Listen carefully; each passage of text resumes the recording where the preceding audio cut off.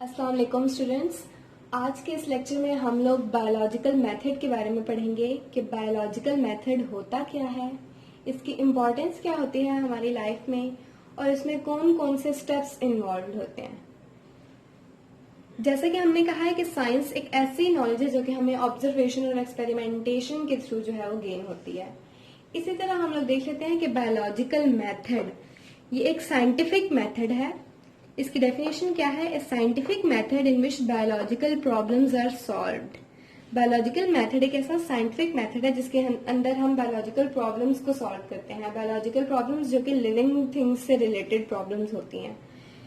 इस biological method में ये एक सीक्वेंशियल प्रोसेस होता है। इसमें हम स्टेप बाय स्टेप प्रोसीड करते हैं किसी भी प्रॉब्लम को सॉल्व करने के लिए, या उसको आइडेंटिफाई पहले हम करते हैं, फिर उसको सॉल्व करते हैं, फिर हम किस कंक्लूजन पे पहुंचते हैं। तो ये एक सीक्वेंशियल या स्टेप बाय स्टेप प्रोसेस होता है। इसकी इम्पोर्टेंस क्या होती है हमारी लाइफ में कि हम जब बायोलॉजिकल मेथड के थ्रू हम बायोलॉजिकल प्रॉब्लम्स को सॉल्व करते हैं तो हम क्या कर रहे होते हैं कि हम हमारे पास मेडिसिन और ट्रीटमेंट्स में भी हमारे पास क्या होती है, एडवांसमेंट हो जाती है। यानी कि हम नए नए तरीके जो है वो ट्रीटमेंट्स के भी इन्वेंट कर सकते हैं और हमारे पास मेडिसिन भी बेटर से बेटर होती जाती हैं। इसके अलावा हमारे पास सेकेंड इंपॉर्टेंस में क्या है कि बायोलॉजिकल मेथड के थ्रू हमारे पास इन्वायरमेंटल कंट्रोल जो है हम लोग वो कर सकते हैं, अपने इन्वायरमेंट को कंट्रोल कर सकते हैं कि इन्वायरमेंट पे हमारे कौन कौन से ऐसे फैक्टर्स हैं जो कि इफेक्ट कर रहे हैं, प्रॉब्लम्स क्रिएट कर रहे हैं, फिर हम उसको कैसे कंट्रोल कर सकते हैं। एग्जाम्पल हम लोग लेते हैं जैसे कि पोल्यूशन या स्मोक वगैरह। हमारे पास क्या है, इन्वायरमेंटल जो है वो प्रॉब्लम्स है हमारे पास। ये पोल्यूशन और स्मोक क्या है, हमारे इन्वायरमेंट को किस तरह से जो है वो डिस्ट्रॉय कर रहे हैं और क्या क्या हम लोग जो है वो रेमेडियल स्टेप्स जो है वो अडॉप्ट कर सकते हैं अपने इन्वायरमेंट को कंट्रोल करने के लिए।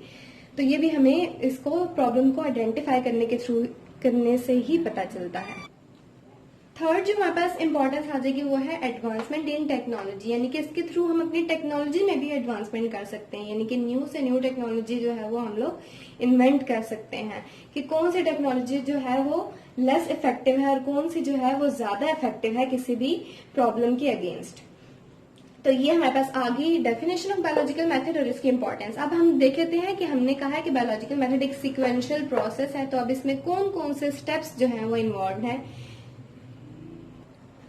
बायोलॉजिकल मेथड में कौन कौन से स्टेप्स इन्वॉल्व होते हैं वो बताने से पहले मैं आपको ये बताती चलूं कि बायोलॉजिकल मेथड जो है बहुत इंपॉर्टेंट आपका क्वेश्चन है और अक्सर स्टूडेंट्स में एक कंफ्यूजन होती है कि हम इन स्टेप्स को आगे पीछे करके याद कर लें या एग्जाम्स के लिए इस तरह हो, लेकिन नहीं। मैं आपको यही कहूंगी कि आप लोग ये सीक्वेंस वाइज आपको करना पड़ता है। जैसे कि मैंने बोला कि ये क्या है, सीक्वेंशियल एक प्रोसेस है, एक मेथड है।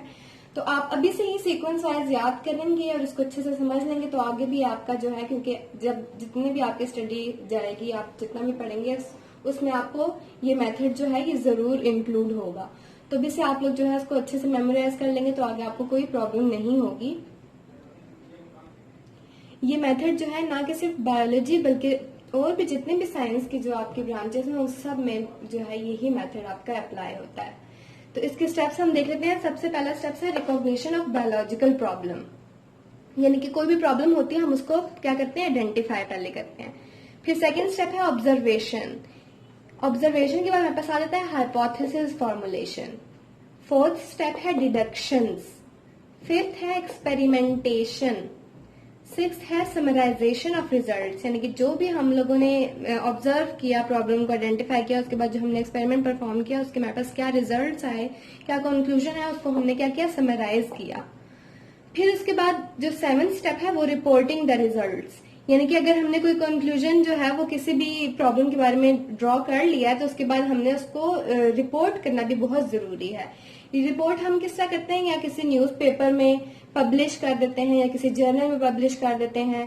तो इस तरह से क्या होता है कि उस प्रॉब्लम की आइडेंटिफिकेशन, ऑब्जर्वेशन, एक्सपेरिमेंटेशन और फिर रिपोर्ट भी वो करना बहुत जरूरी होता है। अब हम इन सब स्टेप्स को वन बाय वन डिस्कस कर लेते हैं। सबसे पहला जो हमारे पास स्टेप है वो है recognition of biological problem. Recognition का मतलब क्या होता है कि किसी भी जो प्रॉब्लम को है वो पहचानना या आइडेंटिफाई करना। Recognition means identifying a problem.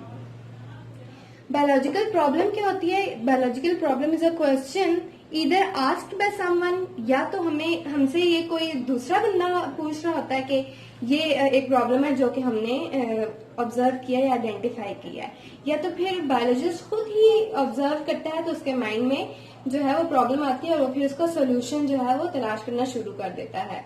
तो रिकॉग्निशन ऑफ प्रॉब्लम में बेसिकली हम प्रॉब्लम को आइडेंटिफाई कर रहे होते हैं। इस लेक्चर में हम लोगों ने बायोलॉजिकल मेथड की डेफिनेशन, उसमें उसकी इंपॉर्टेंस हमारे पास क्या थी, कौन कौन से स्टेप्स इन्वॉल्व थे, और फिर उसका जो फर्स्ट स्टेप है वो हमने डिटेल से डिस्कस कर लिया। अब नेक्स्ट लेक्चर में हम लोग ऑब्जर्वेशन को जो है वो डिटेल से डिस्कस करेंगे कि ऑब्जर्वेशन की कौन कौन सी टाइप्स हैं और ऑब्जर्वेशन होती क्या है और कौन सी टाइप जो है वो ज्यादा इफेक्टिव है। तो ये इंशाल्लाह हम लोग नेक्स्ट लेक्चर में डिस्कस करेंगे।